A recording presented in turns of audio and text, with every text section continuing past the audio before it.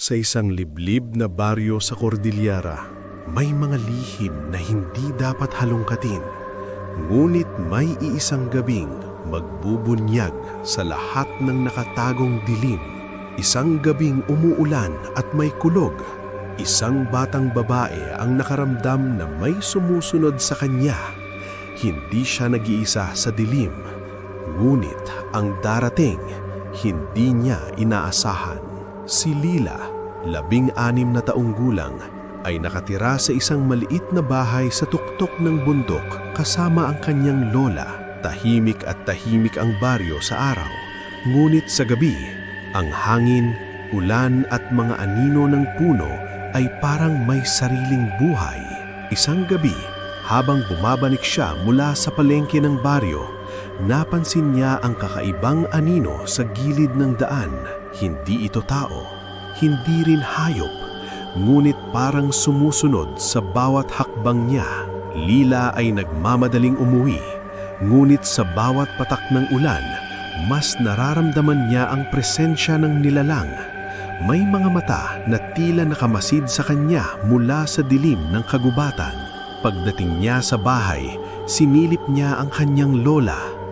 "Lola, may nakatingin sa akin. Sa daan," bulong niya. Ngunit ang lola ay ngumiti lang.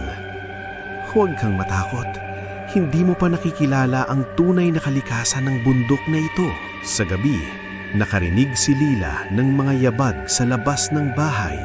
Hindi iisa, parang marami, parang lumalapit sa kanila. Ang mga bulong ay unti-unting lumalaki, parang may nagtatawanan sa dilim.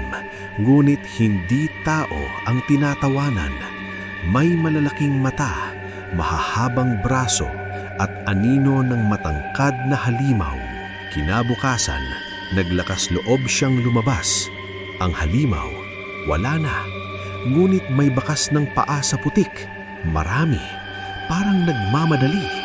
Ngunit saan patungo? Umalis siya sa kalsada. Tinahak ang maliit na daan sa kagubatan. Sa bawat hakbang, naririnig niya ang mga yabag sa likod niya. Hindi niya alam kung darating o hindi, ngunit kailangan niyang malaman ang katotohanan.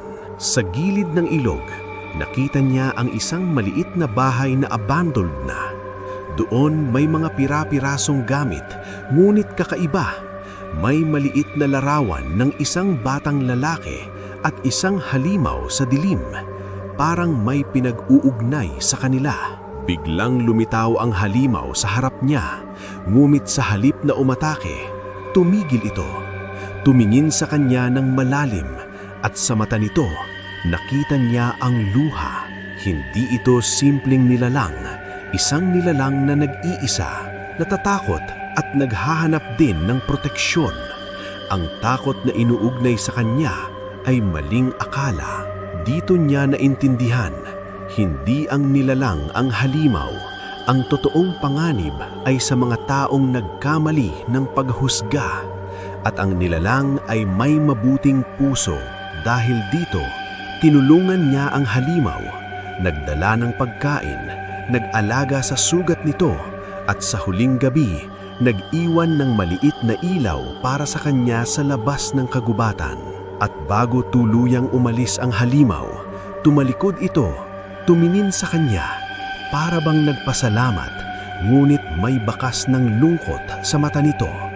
Hindi ito basta mawawala, mananatili sa alaala niya magpakailanman. Ang akala niya, niligtas niya ang nilalang para sa kanyang kaligtasan. Ngunit ang totoo, ang halimaw ay nagbabantay sa kanya mula sa simula. At kung hindi siya naging mabuti sa kanya, maaaring wala na siyang buhay ngayon. Huwag husgahan ang nilalang sa unang tingin. Ang kabutihan ay maaaring manggaling sa lugar na hindi mo inaasahan.